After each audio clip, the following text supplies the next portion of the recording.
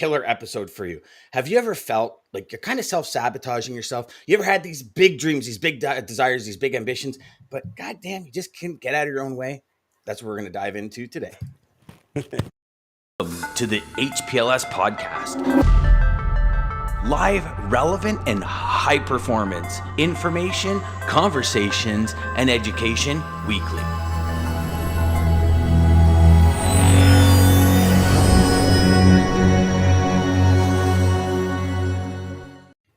Do you see that DJ Lisa came in strong today with the good morning? That's right. And not only that, she's doubling it up again. LinkedIn and Lisa, YouTube. Good morning, Daman. Good to see you again, my friend. So today is a big one. Everybody, y'all can see who's here. Dooner from Freightwaves is here. And, Dooner, I could tell you that the last time you and I spoke back on high performance logistics sales, gosh, going on a year and a half ago, I think now. Your story was amazing. And for today, the idea of getting out of our own way, the idea that we can kind of self-sabotage ourselves quite a bit. There's a lot of, not necessarily that I want to get into it, but there's a lot of talk about this whole Will Smith, Chris Rock thing, where it's kind of this self-sabotage that he's known for. Doesn't here or there, because I know we had that talk already. But, I'd like you to just share with the audience your backstory, because a lot of people see you as the super host on Freightwaves, on What the Truck, on Put the Coffee Down. Your style, you're just a very energetic and like your energy is infectious in a really good way. But there's a backstory to Dooner that a lot of people don't know about. So I was hoping you could share that for us, and then we can start diving into getting out of our own way. Well, now I want to get into the juicy thing, though, Dan and DJ. Have you ever had any slap fights at an award show with one another? No. Okay. The only other time I've seen that is when Kid Rock and Tommy Lee went at it at the Grammys or something, or was it Grammys? I don't know, whatever it was. Oh my gosh, I remember that. Right when he was dating Pamela Anderson. There's Danny Bonaducci, who also power bombed Johnny Fairplay on his head in the early 2000s, and his face exploded on stage. No, his entire nose just exploded on stage. Why did I never? Oh, okay. So there really was more than just that. And that was there's the Source Awards. I mean, there's been violence at award shows. There's Guns N' Roses swearing at the American Award Show. It's happened. And then Suge Knight, when he got up on stage and started talking about the East Coast, and then all of a sudden, and they were in New York for the Source Awards, and then all the West Coast guys get up to win an award, and the whole crowd. And I remember watching a documentary, and Snoop Dogg goes, "No, dude, we literally thought it was going down." He goes I had to play the, and it kind of reminded me of the old Eddie Murphy Delirious, where he goes, no, if you're ever in trouble and you don't think you fight, just go crazy, just act like you're crazy. And Snoop Dogg acted like he was crazy on stage. He goes, no, man, I had to play it like that. I had to play it like that. Get at it. I was having a moment. Yeah, well, we've all had them in life. We've all had our moments. I would not have quit drinking if I did not have any embarrassing moments in my. I hear you there. Mm-hmm. What was the question? I kind of derailed it here by talking about slapping people at award shows. Yeah, we've got a ton of good mornings, we've got a ton of waves, we got a ton of hellos, a ton of dooners. Yeah. Damn, you're getting into big time with Mr. What the Truck. Yes, sir. We finally hit it, gents. We finally hit it. Yeah. So the question was, Dooner, share your backstory, because again, you can tell just by the comments, people are raving about you. You got this energy, you got this just oomspa about you that makes you perfect for the position you're in. But you didn't just fall into it. This is something that you actually cultivated and nurtured over time. And it started with some pretty troubling times. Yeah, it did. So, I've been in this business in logistics since 2005, and I kind of fell into it. I was in the music industry beforehand, and I thought it would be a 3-month gig to get me through the winter and have some I was 26. I remember I just got off my dad's health insurance too. So it was I really needed a full-time job. I just moved back to Boston, and I went to FedEx Trade Networks, and then I learned so much about this business, and I got so caught up into it. But all along the way, ever since college, I've had issues with alcohol. I drank too much. And then when I got into sales, when I transitioned out operations to sales, it got just sort of really bad, having the wins and the losses and having that work from home schedule. And I got to a point in my life where, you know, I'd had my first kid, my second kid was on the way. I was in this sales job. Things weren't working out. And the one idea I thought I had, the one lifeline I thought I had at that logistics sales job was to get better into content marketing with them. They were putting content out there, but like they weren't doing anything with it. And I thought if we did like a podcast, it would be a great Trojan horse. It'd be a great introduction. It would be a great way to have talks with some of the leaders in Boston whose doors I couldn't open. And fortunately, they didn't think that was a good idea. They didn't like me very much. And I got fired with 3 weeks before my second kid was born. And I remember when I was leaving the job, I was thinking like, because they gave me a live paycheck. And I'm like, hell yeah, I'm going to go buy a bottle of Tito's. And I did. And, I told my wife about the thing and I, felt low on myself. Then I went and got another bottle, another one. And then I was up. I'd been up for like a few days and I was up in the middle of the night and I called up a buddy of mine who I used to work with, who I knew went through a journey of recovery. And he was public and open with it to me. And it encouraged me to reach out to him when I had an issue and hold myself accountable. And I sent an email to him and my parents and my wife and said, look, you have to make sure I go into rehab tomorrow and I take care of these issues. And I did. And I checked into a 5-day rehab and I got to deal with clinical depression. I got to deal with alcoholism. And one of my counselors, when I was there, I sort of mentioned this podcast thing because he was like, well, what are you going to do next? That we want you to focus on your recovery, but you have to have some goals, right?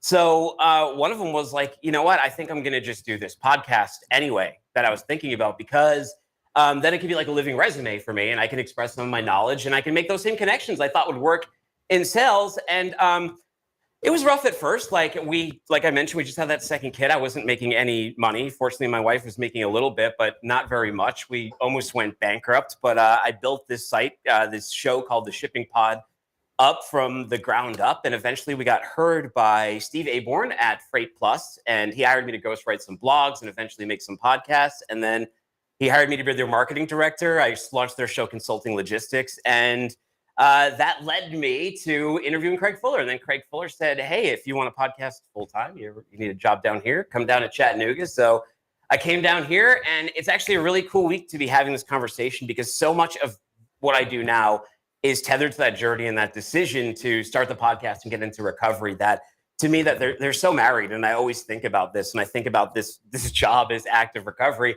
And this week, we're launching the next sort of iteration of what I've been doing, which is Back the Truck Up, which is a freight culture site by truckers and industry veterans, delivering news, opinions, commentary through articles, blogs, memes, podcasts, and TV shows. And that should be launching at the end of the week. Between this conversation and now, I've just been dealing with the new team on the back end and getting that content schedule together. And it's just been really cool and really sort of magical to just see it all grow and grow in a positive way.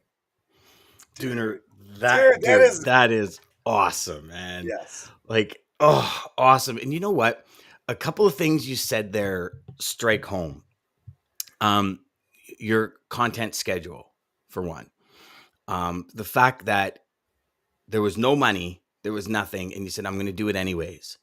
Because it's what leads you. And oftentimes, DJ, how many times have we been talking about just in the last 2 weeks about would you do this for free? Like just do it. And how the things that you said about, why don't we use this as the Trojan horse and use this and use this? These are all conversations that, hey, brother, do you not see the similarities, DJ? I think it's awesome. So back the truck up. I love that. Does that all stem from that video you posted about the truck backing up and dropping the hat on Woody's head? No, it stems from, offensive puns through freight terms like what the truck, back the truck up. We're obviously replacing a pretty obvious word in these titles. Yes. I think the site was initially going to be called What the Truck, but we couldn't get the name because the initial idea was like, What the Truck's content has been good and we want to expand it even further. That's one of the reasons I left Put That Coffee Down was to expand What the Truck even further. And because what Freightwaves does a really good job at is addressing like the market and the C-suite. But the driver behind the wheel, the broker behind the desk, that's more what Back the Truck Up is about. It's about the people actually out there doing the work and having a portal for them, a media for them where their voices can be heard, their issues can be addressed, and we can have a lot more fun with it. It doesn't have to be as sort of stiff and as buttoned down as some of the stuff you see in freight. And someone like me who's already sort of pretty loud with stuff, that's fantastic to hear. Get out of here. Because there's so much further and deeper we can go. We've been, this has looked good for a while, but like, let's go to the next level now. Let's throw some cherry bombs. Let's throw some M80s in the trash can and see what happens when the lid blows off. I love it. I love it, especially that format, because you're gonna have you're gonna have C4 going off in that trash can, brother. It's gonna be big. That's awesome. Well, I mean, look around too. Dan, we're in a much more mature space now. I mean, if you think about when I started, there wasn't much competition either, and now I got to elevate the game, and I got to elevate what I do at Freightwaves to compete with what a lot of other people are doing out there as well. It's true. It's true. Another thing you said, Dooner, that I really liked and appreciate you telling the story, obviously, and not and coming from a family that deals with drinking and alcohol abuse, things like that. I definitely I give you props for the journey. But you mentioned living resume, and I think Dan really touched on that when we talked about doing the podcast, and I love that you said that, because I think having the courage to just put this stuff out there really is amazing. Well, it's the first step, right? And it's the authenticity. Like, I could share that when Dooner and I first spoke, if it was all sugar and roses and it was no, none of this ever happened. It was kind of this, it wouldn't resonate as much. But Dooner's story resonates with me because I live the exact same thing, and it's going to resonate with other people that are recovering alcoholics and that have moved on in their life and used to get in their own way. I mean, I can remember going to business meetings. And I knew, just because of the trained professional I was at drinking, that my days are write-off. Like, I'd go out for a business lunch and they'd all leave, and I'd stay and drink 6 or 7 more beers and then drive home.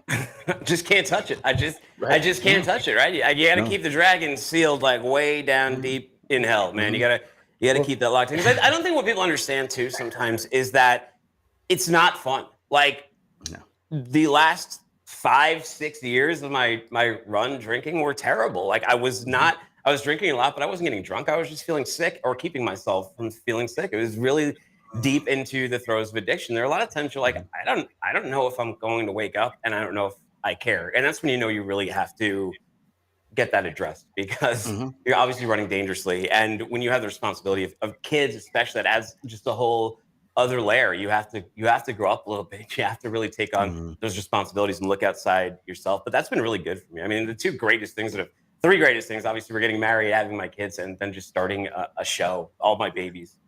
There you go. Now, do you find you switch one with the other? I find sometimes in my world, I mean, I've got an addictive personality, and in my world, it's like, I go in with feet, head, legs, like back, like I just find I go from one to the next, meaning like my passion and my focus when I'm on a mission is like, you can't stop me. I will go through mountains. And part of that, I relate back to my addictive personality. Like, I'm addicted to getting that to completion and making it happen. And it's like, everything moves out of the way. I'm almost like a bull in a china shop. Do you find that on other aspects of your life? And have you ever related that back to your addiction? I have. I've been reading a lot about the role that dopamine plays in forcing us and in hyper focus and in ADHD. Because when I was diagnosed for all this clinical depression, they also were like, you have ADHD, and they wanted to put me on Adderall, which I thought was weird coming into recovery. But I tried at first and was like, this is a drug. This is a drug. I want to start like inhaling this or taking the whole bottle after 2 days when it stops giving me a feeling. That's what I want to do. So I can't be on this anymore. I actually switched to a non-narcotic Wellbutrin, which has been much better for me. But I've been really reading about that. It's such a scary thing because it's awesome. You have this superpower of like hyper focus, but then you also have this fear of like, I hope I don't become disinterested, because if I do, then it's like dead to me. Then I completely like move on. Like I can become like obsessed with like pinball for a week and become like a really good like pinball player, but then I'll like grandmaster pinball player. Yeah, I never want to touch like pinball again. That's just a recent foray into something that I was doing. It's kind of like when COD used to come out. So a couple of years ago, I stopped playing. But when the new Call of Duty would come out, literally my son and I would get it like immediately, and we would sit on the couch and I would not move until I beat it. And then I beat it, and I wouldn't touch it for another year. And then and it was just, and it all started when the Matrix games came out. because I'm a huge Matrix fan. I'm like, the Matrix game came, and I sat there and I just played. DJ, the game how do you until put I up beat with him? How do you deal with this guy? Listen. It's I sit here and smile most of the time. This is what I do. Lisa says, "Good for you, Dooner. Good for you." Yes. I agree. Jeff says, "Honestly, it's the best right here, folks." Thanks, buddy. Thanks. Thanks, Jeff. It is. Honesty is the best. What the truck? Most of us got into logistics, not knowing what was going to end up. It was going to end up being a career. Absolutely. Once we see the potential and flexibility in industry provides, the opportunities are endless. Great story, Dooner. Always go all in. Stay blessed. Oh, that's awesome, Daman. That's why I always ask that question on Insiders about, what people wanted to be when, especially these founders of companies, what they wanted to be when they grew up, because almost none of them knew, like at 16, that they would be doing anything within transportation. They may have been like, I wanted to do something with tech, or, I want to do something with payments or finance. And then eventually they found their way into this business. And the cool thing is when you're talking to these founders and CEOs, they're getting younger. Or maybe I'm just getting older, but they seem to be getting younger and younger. It's kind of like Big Macs are shrinking and shrinking as I get older. The Big Macs aren't as big as they used to be. Easily confused. They keep getting younger, but I stay the same age. There we go. Little Matthew I thought the line was coming. All right. Yep. Greg says, "I still want to know if that beard is seen just for men. I'm jealous." Oh, you go deep in here. You go deep in here. There's plenty of gray on their way through. That is on point. Lisa says, "Story resonates with me too. Just over a year ago, I organically decided to not to drink anymore. Thanks for sharing." And that was a big reason, Dooner, because I know good for you. I know your story will resonate with a lot. That's one of the reasons why I'm so happy. Anytime someone wants to have this conversation, I'm willing to do it, because, like I said in my story, I had a boss leader who, because he was public with it, it made me feel comfortable with addressing my own issue. So if that helps someone or emboldens someone or just gets them thinking about, especially if they're dealing with the depression side of it, of getting that stuff addressed. And if you're dealing with depression and addiction together, that's a really, really, and they're usually so tethered. Why else would you be like destroying yourself so willfully every single day? If this helps you move closer to that, more than happy to always keep this dialogue open.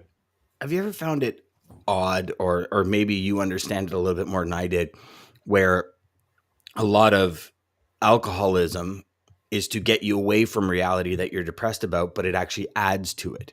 And, that whole concept I've always found very, interesting from a psychological part, from a human persona part, because I know when I was drinking, I just loved it. Like, I absolutely loved it, but I loved it to the point where I couldn't just have one. And that was what drove me through quite a few pretty serious things, drove me to say, okay, that's enough. And it's funny because I went through quitting smoking twice before drinking. And that's what made me realize with drinking, it wasn't wait 6 months and then have one in the evening. Because for smoking, I was smoking, I quit. 5 years later, I had a cigar on the golf course. Before I knew it, I was smoking 3 packs of Colts a day. Right. And inhaling. Wow. So like I went to my doctor and I'm like, I've got this cough. I said, I don't know what's going to go. He goes, how many, he goes, you stink you stink. And he goes and I go, well, I smoke Colts. He's like, oh my God. He goes, do you inhale? I go, yeah. He goes, how many? I go, I don't know, 3 packs a day. He's like, do you realize you're smoking 150 cigarettes a day? And I'm like, no. He's like, smoke cigarettes. So he put me back on cigarettes to wean me off and quit. But that's when I realized it's an all or nothing. Like you said a couple of minutes ago, Dooner, it's not I'll be casual here. Like for an addict, it's all or nothing, and nothing meaning stay completely away from it. Yeah, no, it's binary. I mean, in my situation, you have to turn it off, and it's not something, and it's easy. Like once it's there, it's easy. I remember back in 2009, I tried getting sober for the first time, but it was with the wrong goal. It was like, oh, if I get sober for 90 days, then I don't have a problem with alcohol because I was sober for 90 days. Unfortunately, I was dating this girl at the time who, on my 90 days to celebrate, she came home with a bottle of Jack Daniels. And we started slow, but within a month, all it took was a month. Then it's very easy for me to go, I don't drink. I don't want to ruin my drinking number. I don't think it's poison. I don't touch it on the counter. I can still go to bars. I can do everything. But you put the beer in front of me, then I'm screwed. If I start tasting that thing, then I'm screwed and I can't go near it. It's super binary. And you're right about that. I mean, you become a master rationalizer. That's the word I'm looking for. You'd be out, I'd be out at sales events, right? And then a bar would open up and you'd be like, oh, well, obviously I need a few drinks just to to help me sell better. It's that social lubricant. When really it's just like, dude, you drink any waking hour that you can get away with it. Like, what are you acting like this is going to help you with social chatter or something like that? Now, One thing that did help, though, do you do one any thing- do you drink any non-alcoholic drinks now, like non-alcoholic beer or anything like that? No, I'm kind of bored. I drink like water and iced coffee. It doesn't mean That's it. Like iced tea. If I'm like really daring, I might have like a Diet Dr. Pepper or something. If I need. That is actually awesome. Diet Dr. Pepper Yeah. is super good. Dr. I like the Pepper burn. Zero. Try that if you haven't. It doesn't burn. It doesn't feel like I'm killing myself the same though as when you have like a Diet Coke or a Diet Dr. Pepper and just like that initial, like from a can especially, initial like throat burn. I don't know. There's something about that makes me feel alive. So I got to share something with you. And so I went to non-alcoholic beer because I love beer. Like I love the taste of beer. So I started drinking non-alcoholic beer, and there would be parties just after I quit drinking where we'd go to, and I'd finish off like a 2-4 of non-alcoholic beer. Right. And it was always like, it was the joke of the party where it's like, hey, dude, you're driving, you got to slow down. Right. And I remember I used to actually, like in the summertime, I would have a can in my car, cause it was just like, I was drinking beer, like a little cozy and everything with a can of non-alcoholic beer. And I got pulled over one day, and there was a ride program, and I pull up and the guy's like, "You've been drinking?" I go, "No, I just have this." And I show him, he goes, yeah, no, that's not beer. And I went, dude, you could have paused for like a split second just to ponder it. He's like, no, that's like kid stuff. He says, says to me, he goes, that goes down like water. Forget about it. I'm like, hey, that's a good one. But the reason I bring that up is because I just actually last night got a 6-pack of non-alcoholic Corona, one of my favorite beers, and Corona's making non-alcoholic beer now. And I think it's becoming more conscious in our overall environment about non-alcoholic beer. Like you look at Heineken, Budweiser, all these companies making the non-alcoholic, and it tastes really good for somebody who enjoys the taste of beer, And so interesting. Daman says, I would throw non-alcoholic parties for years of seeing people getting too tipsy or saying something they regret. Yes. They decided to make all of our events, all family events where the kids were invited and be able to see their parents in a great light. You know what, Daman? That is awesome. Because how many times as a business owner, or how many times have we been at a function where somebody that's had too much tries to tell us how to run the business, or just gets that, maybe that was you, Dooner. I don't know. It was me. I'll tell you for sure. When I started in this industry, I was 17, turning 18 when I started. And at the first Christmas party, I think I just turned 19. And I remember sitting down with the owner, and I'm drinking Johnny Walker Blue, and I'm smoking a cigar. And he comes up, he goes, and at this point, the Christmas parties were all free. Like all the booze and everything was free. It was a smaller company. He comes up, he goes, "Do you know how much that alcohol is, that scotch is?" And I go, "No." He goes, "Do you know how much that cigar is?" I go, "No." He goes, "You don't produce enough to drink that." And I go, "Well, let me tell you about that." Oh, wow. All right. And it's funny because I mean, I'm a friggin' kid, right? Like I'm a kid, and I went on to tell this guy who'd been in the industry like 20 years how he should run his company, and I vividly, because on the Monday morning he comes, he goes, "You and me, we got to talk." Oh no.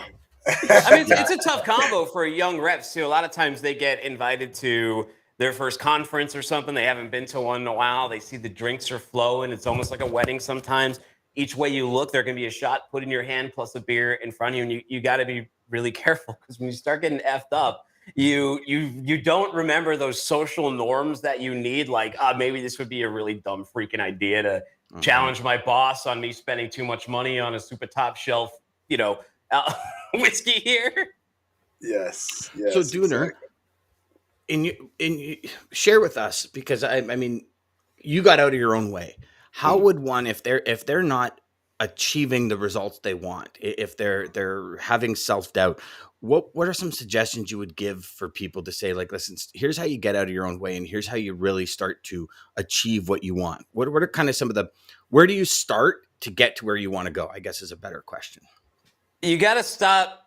Every time that voice comes up in your head that questions what you're doing, especially when you're doing negative stuff, maybe it's drinking too much, maybe it's using drugs, maybe it's cheating on your wife, maybe it's cheating on your company, maybe it's embezzling. I don't know what it is, but whatever it is that's holding you back, there's usually something really negative going on internally, and you have to start addressing those forces. And those forces, those pressures, can hurt not just the job that you're at, but your growth within the industry. And maybe the company you're with isn't the right one either. Maybe you need to reevaluate and you need to reposition. But if you really feel like you're walking up against a wall, the last thing you want to do is run into it even harder.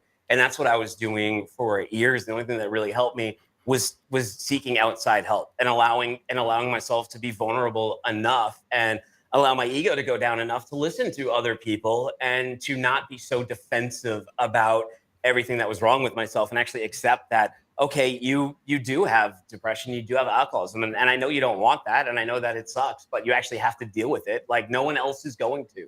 This is like, you can go to see all the doctors and you can talk to all the people you want, but ultimately if you don't decide to go on that journey, you're not going to. And that's why it's hard to pressure people to go and get help. And I always think that the best method is just to support them when they need it, and also create comfortable environments for people to be able to make those reach outs, show them that it's okay, show them that it's okay for men to have these types of problems too. And there's nothing wrong with addressing them. And it does take some bravery to do so. It's not as stigmatized as you think it was. And I think that you can be open about, you don't necessarily have to. And I understand why some people wouldn't want to be open about their journey, but I think that you still can be, and you can still thrive within your industry and still find a lot of respect from people because you did come forward with some of these issues. Yeah, I think a lot of that goes back to, the ego. And for some reason, I think males more than females, no offense to any female out there, but I think just males more than females. It's like, if I share this, or if I'm truthful about it, I'm weak.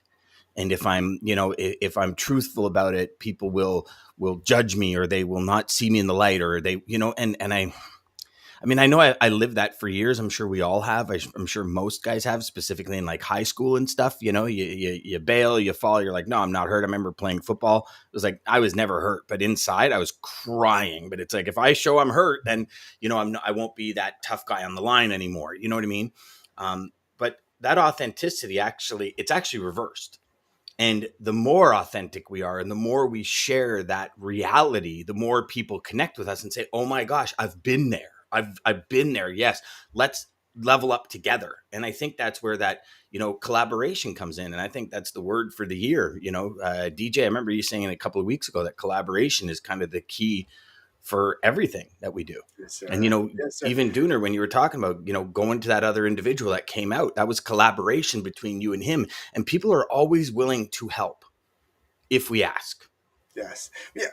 And yes, I think, Dooner, you nailed it. You got to just be honest with yourself first off, and really just dig down inside and feel what you're feeling, and be truthful and question yourself, why am I doing this? But then like Dan said, I think this is what we're seeing. I mean, we're seeing it in sports. They're talking more about mental, especially guys, and football, the most masculine, the most, you can't talk about, you can't be this, you can't be that. Like, yeah, you just got to be you, be truthful with, and sometimes we're covering those feelings we're feeling inside by these addictions, these abusive things that we're going to, because we don't want to just be honest with what we're feeling. Well, I think when you look at sales too, and truck driving, especially over the road truck driving, those are two jobs where you're sort of very isolated. You're on an island, and you're constantly just talking to the voices in your head as you deal with these daily stresses and these daily ups and downs. And all the voices in your head aren't good ones, right? And some of them can validate some really negative feelings and send you in some wrong directions, or set up these really negative reward pathways. Like, oh, you had a good day at work, go get a drink. You had a bad day at work, go get a drink. You came to work today, go get a drink. You were too hungover to go to work today, get yourself a drink. I mean, there's any freaking reason you can come up with these things. And you will if you're in that position, because your brain is like, that's what I want to do. And when you haven't taken control of that problem, you haven't named that problem, and you haven't held yourself accountable to that problem, that negative voice will win every time when it comes to drugs or alcohol. It's true. That's true. Yes. Ryan says, I feel like logistics finds you, not the other way around. LOL. I think that's right. Because, I mean, either of you two, did you guys ever, I can't wait, I'm going to go into logistics, or was it kind of logistics found you? I turned it down. A friend reached out to me out of Cincinnati, and I said, you can't make money doing this. that doesn't even sound like a real job. Literally, that's what I said. I mean, mine So was the opposite because my dad, he worked in this business. So, like, I grew up in the freight forwarding community in Boston. He worked for Roanoke selling marine cargo insurance, and he was one of the first peddlers of marine cargo insurance in the Boston market. And he also worked out of the New York office, so we'd go over there too. So I wanted nothing to do with his career because he would work a lot, and like on weekends he would have to sleep a lot because he would spend so much time out with like clients and all that kind of stuff. So the last thing I wanted was life in logistics. And the only reason that I even went for that job was like I just needed money at the time in Boston. But it turned out to be I mean, two things. I mean, it turned out to be enabling pretty well because I think a lot of people in logistics do drink. So I was able to run around with the problem for a lot longer time than maybe I would in other environments. And I knew how to get to work and I knew where the paycheck came from. So I didn't really do anything to change or improve my circumstances while that was happening. And it's really like anything. Once a hardship happens, that's when you really start to be like, oh, okay, well, I have to make changes either by force or by circumstance. I like that you said that because getting in the job probably enhanced that ability to get to that breaking point faster. So it was enabling, but then it was disabling because if you wouldn't have got there faster, you might have been 3 or 4 years into your kid's life, second kid's life. And then, you know what I mean? So, good and bad, right? Greg says, has there ever been a time by telling the story, someone just didn't care to do business with you? If so, how did that make you feel, Dooner? I wouldn't know. Maybe they just wouldn't want to be like a guest on a show or something. Because I've been producing content ever since I've been out on that journey. When people don't want to come on the show, though, I don't really care. There's tons of people out there that are great guests and have things to say. Most people do say yes, but no, I haven't really encountered any stigma. It's only really been positive. It's been people who like heard my TEDx, or they may have heard me mention this before. Maybe I've said it on a previous show of theirs, and they say, hey, let's go further with this topic. I think it's a good time to address it. So quite the opposite. If anything, I think maybe business has been gained, but it's not like the TEDx is monetized or something like that. No, but I think also when the more you talk about it, again, it's that authenticity connects, right? Like I'm sure we've all been there, and everyone watching and listening has been there where they've been speaking with somebody and like in your mind you're going, this is total BS. Like, oh my God, this person is totally not who they're portraying themselves to be. And and I think I could speak for myself anyways, where it took me a while to understand because I wasn't me. I was somebody else when I was selling. I was like two different people when I would, go home to my dog at night before I was married. And when I'd go to the office, I was two completely different people. And I would say whatever I needed to say to make the sale, or you know what I mean? It was one of those things that I was taught early in my career. And it's funny because we try and hone our intuition, but how much effort or how much thought do we put to other people's intuition? Where it's like, no, I got this person convinced. I got this, and it's like, no, dude, you're so far beyond what that. And so just I think Dooner, the more and more Dooner, you I tell love that your story, answer the too, better. because in the end, it really we can't try to fit in a box to make everybody happy. We just have to be genuine and be ourselves, and the people who connect with us are going to connect. And if they have some weird feeling or they're weird, weirded out because of your story, like Greg mentioned, then And the same goes for business. We talk about ideal client profile. Same ICP, exact thing for business. Same exact thing for salespeople. Not every customer is going to be a good customer.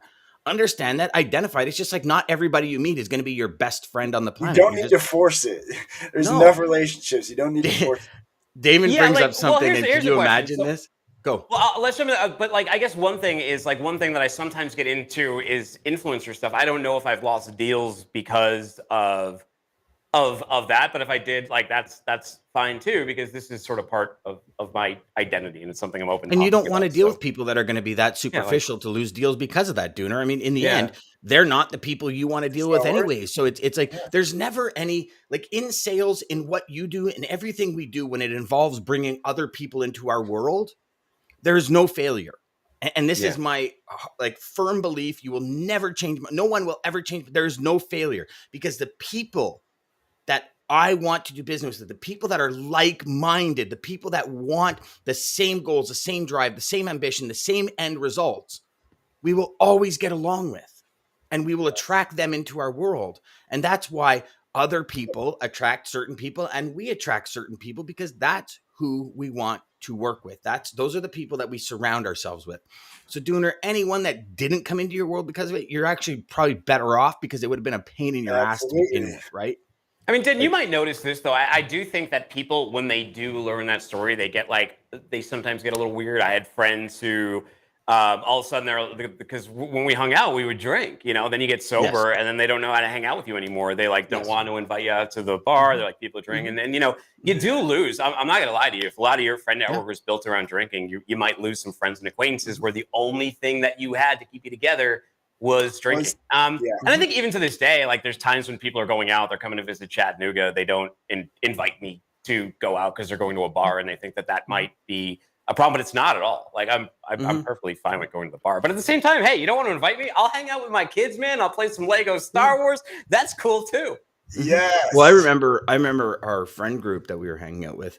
I quit in mid-July, mid-August, and in October for Halloween, went to our first kind of party. And I remember within 10 minutes, one of my friends coming up to me going, okay, so listen, like whatever happens tonight, you're going to be the only one that remembers. So don't hold it against me. And I'm like, whoa. I'm like, just settle down. I'm like, listen, man, I was that guy for years, right? Yeah. So you want to talk about don't holding anything against anyone? Don't hold anything against me. I was that guy every single weekend for years. And it did.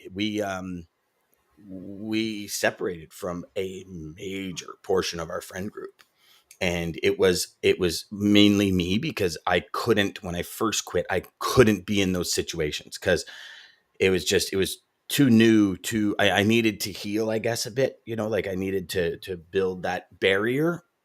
Now it's the point where you can bet everything in your life on the fact that I will never touch another sip of alcohol, and you'll win that bet all day long. But when it first started, it was very difficult. And it's one of those things where I know firsthand how easy it would have been to slip back in. And I go back to that. If I hadn't have quit smoking, I probably would still be struggling with alcohol now. But because I knew the fact that, like, no matter what, I saw it happen with cigars, then leading back into full-time smoking, I knew it was an all or nothing.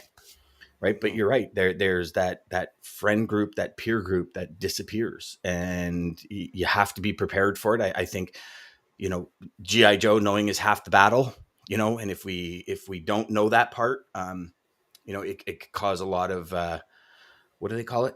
Falling off the wagon, I guess is what they call it, or whatever, relapse. Yeah. Well, I think that first year, anybody can get through that first year of sobriety, God bless them, because that's the hardest, because you're learning all new coping skills, and you've had the crutch that you've leaned on for so long taken away, and a lot's not going to go well at first. It's not like this instant like panacea to everything. Like there's this thing like in rehab they talk, it's like that pink cloud thing. And for that first couple of weeks, like you kind of feel great, you feel like that weight's taken off your back. Your family's supportive and they're getting, but you're kind of, after that, you're kind of on your own. You got to fight through these things, and you're doing it without that safety net you had anymore of whatever your crutch drug was. And you have to deal with all of those issues. And what happens with most people who have addiction, it's not like they just really, really love the taste of it, and that is the only reason, or they just really love the sensation. It's because they tend to be using it to numb or subdue or take care of whatever feelings or underlying feelings are going on. And now you have to understand how to face with that, or live with that, or deal with that with none of the numbing agents that you had before. And that's really the hardest part of that first year. And those friends that you just kind of lose, and that reimagining of your life that you have to go through. And that's where like your closest family support system really comes in tough. And some of your business associates can start coming in a lot tougher too, because people start seeing the journey you're on. They start seeing you as more reliable. And I found it was the little conversations I had with myself were the toughest, where you're sitting there and it's like, don't do it. Okay. Yeah, no, but why aren't I doing it? Like, what is and you start having these, conversations with yourself that could truly destroy your spirit. Right. And you bend, don't break, but that destruction of spirit, I think is what we need to preserve, because once our spirit's destroyed, very tough to come back from that. Right. Yeah. So we got a ton of comments here, and then we're going to get going. Try serving alcohol at a party with over 100 drivers and tell me how it goes. Any of those parties I've attended at other companies, I would never end well. There was always one person that would act up 100%. Always. And then Maggie says, yes, what a great response. I know we're way behind on the comments. Sorry. It found me. That's about the logistics. Jeff says, my wife told me about a warehouse job when I was 20. The rest, as they say, is history. He's been living with that one for a long time. Who really signs your paycheck? Oh, that's a good one, Jeff, because I think we do. Who really signs your paycheck? Like, not literally, but in like the audience does. Craig Fuller may sign it, but the audience really has the power for what that's worth. Yes, sir. Daman says the truth does set us free. Lisa says, like-minded, they are not friends. Yeah. If you lose them, they're not friends. And you know what, Jeff? You're absolutely right, brother. Daman says, why be friends with people who are judging us, or were they really friends if it was just for drinking purposes? 100%. But these are some of the things that you have to battle through, because you don't see, like, a lot of the times when you're in that eye of the storm, you can't see beyond that vortex. Right? Yeah. You can't see what things are going to be in 6 months down the road or a year down the road. And that's really challenging, right? Plus, it's a highly addictive substance, and it's and it isn't talked about in society 100%. Antoine says it's not personal. Not everybody that comes in your is supposed to stay. Everything has an expiration date, 100%. Your customer How do we grow, right? Paycheck, I like that, Antoine. No one's going to grow at our same pace, too. People are going to outgrow us. We're going to outgrow people. And if that's not happening, it's unhealthy. And I think that also brings up a good point about those drinking buddies. When you just have those drinking buddies and they're there to support your habit, you're not creating buddies or friends or acquaintances in that time that could actually be helping you do something positive and furthering you along. Instead, you're sitting there and there's nothing wrong with killing time. Don't get me wrong. I'm talking more for people who are in the more extreme cases of alcoholism. But that's just another situation where you could be surrounding yourself with more like-minded people beyond just, hey, we like to get tanked and drive home drunk. Mm-hmm, mm-hmm. Yes. And Jeff says it right. He says your customer signs your paycheck. Remember that. And, that's the one thing, because, Dooner, you said audience. Your audience is your customer. Exactly. Right. And your audience signs your paycheck. Our audience over here signs our paychecks. And you're doing a great job, clearly. Yeah, definitely. Definitely. All right. So, DJ, that conversation was so Dooner, every day DJ picks a quote before we start the show. And he allows his intuition to help him pick the quotes. We're going to see if he hit this nail on the head here. Go for Dooner, it. You will have to tell me. I feel like I picked a good one today. But again, thank you, Dooner, for joining us. Obviously, for what you do. If you want to give a shout out for what is it Back the Truck Up? Yeah, Back the Truck Up. The site backthetruckup.com will be up soon, probably by the end of the week, if all goes well. Everything's happening in the background, but we're working on the website staging and everything right now. So I can't wait till we hit the go live button on that. Obviously, What the Truck, Monday, Wednesdays, and Fridays, wherever you get podcasts, or watch it live on Freightwaves TV. And you can find me on LinkedIn at Timothy Dooner, DOONER, or on Twitter at Timothy Dooner. Awesome. Beauty, brother. And thank you again, Dooner. Thank you to everybody and all the great comments and all the you guys rock. Thank you. Yeah, thanks for sticking around for 45 minutes, everyone. That's awesome. Yes, for all of your time. Seriously. Every morning you want to start your day right with us. Start at Sales Chatter Live, Monday through Friday, 9 a.m. till 9:30. Ish. 9:45. Ish.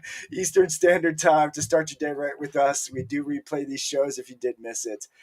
Like and subscribe down below if you're catching us on Sales Chatter Live or Dan Deegan on our YouTube channels. And thank you to American Logistics, Centurion Trucking. Quote comes from Jim Rohn, and it's discipline is the bridge between goals and accomplishments.